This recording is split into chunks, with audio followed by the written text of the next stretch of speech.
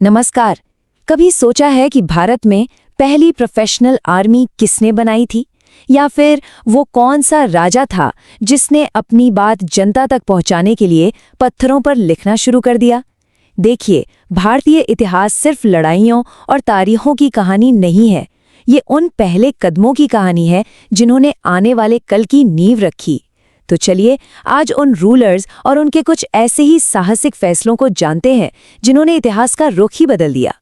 तो एक ऐसा शासक जिसे लाख बख्श कहा जाता था, मतलब लाखों का दान देने वाला। आखिर वो कौन था? ये सिर्फ एक टाइटल नहीं था, ये उस राजा के राज करने के तरीके को दिखाता था। आइए इस शासक और भारतीय इतिहास के ऐसे ही कई और पहले और अनोखे कारनामों की दुनिया में चलते हैं। आज की हमारी ये पूरी चर्चा 4 हिस्सों में बंटी होगी। हम शुरू करेंगे साम्राज्यों की नींव से, फिर पहुंचेंगे ज्ञान के उन बड़े बड़े सेंटर्स तक जिन्होंने दुनिया को रोशनी दिखाई। उसके बाद वास्तुकला यानी आर्किटेक्चर के कुछ कमाल के नमूनों को देखेंगे, और आखिर में सल्तनत के उस नए ऑर्डर को समझेंगे जिसने भारत को एक बिल्कुल नई दिशा दी। देखिए, हर बड़ा साम्राज्य एक बहुत ही मजबूत नींव पर खड़ा होता है, लेकिन ये नींव सिर्फ ईंट पत्थर की नहीं होती।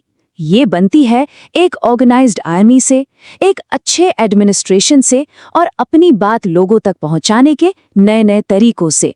ये जो टाइमलाइन आप देख रहे हैं, ये असल में एम्पायर बिल्डिंग की कहानी है।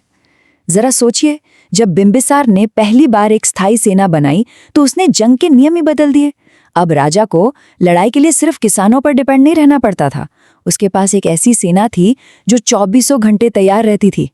ठीक वैसे ही अशोक ने शिलालेखों के जरिए अपना मैसेज सीधे लोगों तक पहुंचाया, जो उस जमाने के लिए एक बहुत बड़ी, मतलब रेवोल्यूशनरी बात थी। हर कदम एक नई शुरुआत थी। ये जानना वाकई दिलचस्प है कि ये इनोवेशन कितने जरूरी थे।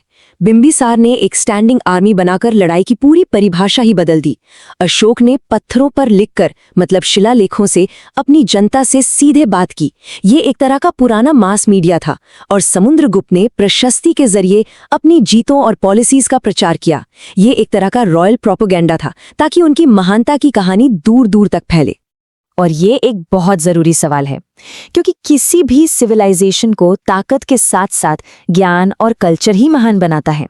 तो चलिए देखते हैं कि उस दौर में एजुकेशन के फील्ड में क्या कुछ हो रहा था। तो इस सेक्शन में हम भारत की उन प्राचीन यूनिवर्सिटियों की बात करेंगे जो सिर्फ पढ़ाई के सेंटर नहीं थे, बल्कि पूरी दुनिया के लिए ज्ञान के लाइट हाउस की तरह थे। इतिहास अक्सर ऐसी लिस्ट और चार्ट्स में सिमट कर रह जाता है। ये सिर्फ एक उदाहरण है कि जानकारी कितनी सारी हो सकती है, लेकिन हर एक नाम के पीछे एक कहानी है, एक विजन है। हमारा काम इसी लिस्ट से उन कहानियों को निकालकर आप तक पहुंचाना है, जैसे कि भारत की महान प्राचीन यूनिवर्सिटियों की कहानी। नालंदा, तक्षशिला, विक्रमशिला, ये सिर्फ नाम नहीं बल्कि प्राचीन ज्ञान के महासागर थे। सोच कर देखिए, जब दुनिया के कई हिस्सों में अंधेरा था, तब यहाँ की लाइब्रेरियों में हजारों किताबें थीं, और दुनिया भर से स्कॉलर्स यहाँ आकर लॉजिक, मेडिसिन और साइंस पर बहस करते थे। इन यूनिवर्सिटीज को बनाना ये दिखाता है कि उस दौर के राजाओं के लिए नॉलेज कितनी कीमती थी। तो चलिए अब ज्ञान की इस दुनिया से निकलकर उन ठोस और शानदार इमारतों की तरफ बढ़ते हैं जिन्हें हम आज भी देख सकते हैं, छू सकते हैं। हर स्मारक, हर मॉन्यूमेंट अपने समय की एक कहानी कहता है। इस हिस्से में हम कुछ ऐसी ही आइकॉनिक इमारतों पर फोकस करेंगे जिन्होंने इंडियन आर्किटेक्चर पर अपनी एक गहरी छाप छोड़ी है। यहाँ 2 बिल्कुल अलग अलग दौर का कमाल का आर्किटेक्चर है। एक तरफ है एलोरा का कैलाश मंदिर, जिसे बनाया नहीं गया बल्कि एक पूरे पहाड़ को ऊपर से नीचे की ओर तराश कर निकाला गया है। सोच सकते हैं आप, इंजीनियरिंग का एक बेजोड़ नमूना। और दूसरी तरफ है दिल्ली की कुतुब मीनार, जो इंडो इस्लामिक स्टाइल की शान है। और कुतुब मीनार की कहानी हमें वापस हमारे पहले सवाल पर ले आती है। इसकी नींव उसी लाख बख्श यानी कुतुबुद्दीन ऐबक ने रखी थी, लेकिन इस शानदार मीनार को पूरा करवाने का क्रेडिट उनके बाद आए इल्तुतमिश को मिला, जो खुद सल्तनत के एक नए आर्किटेक्ट साबित हुए। लेकिन सल्तनत सिर्फ मीनारें नहीं बना रही थी, वो एक पूरा नया एडमिनिस्ट्रेटिव और पॉलिटिकल सिस्टम बना रही थी।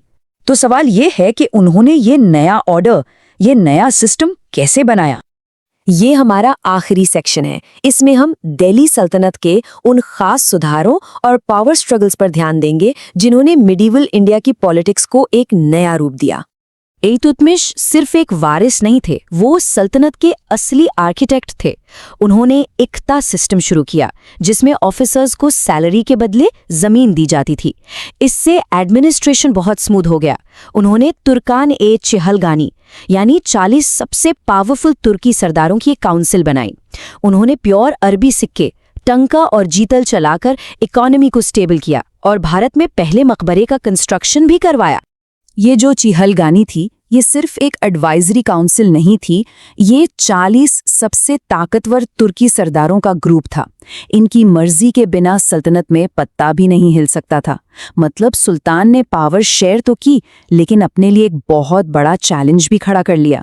और यही तो सत्ता का खेल है।